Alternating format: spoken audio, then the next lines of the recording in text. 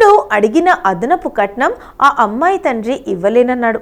కోపంతో ఎలాగైనా అమ్మాయి కుటుంబం పరువు తీయాలనుకున్నాడు. స్నేహితులతో కలిసి ప్లాన్ వేశాడు. పెళ్లి రోజే పీటలపైకి తాగి వచ్చాడు. తాగి వచ్చినాడో ఆ మత్తులో వధువు మెడలో కాకుండా ఆమె స్నేహితురాలి మెడలో వరమాల వేశాడు.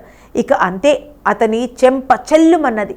రవీంద్ర కుమార్కు రాధాదేవికి ఈ నెల 22న వివాహం జరగాల్సి ఉంది. ఊరేగింపులో పెళ్లికొడుకు కళ్యాణ మండపానికి చేరుకున్నాడు. అయితే అప్పటికే ఆ రెండు కుటుంబాల మధ్య కట్నం విషయంలో గొడవలు జరిగాయి.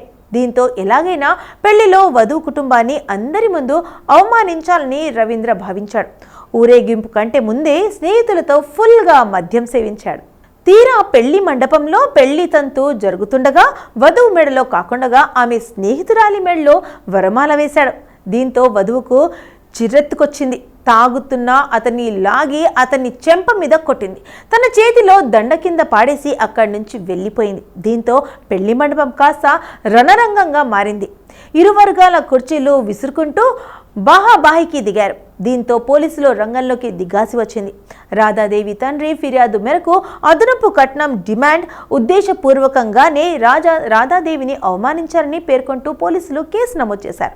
అయితే ఈ ఎపిసోడ్లో వరుడు అతని స్నేహితులపై మరో కేసు నమోదైంది.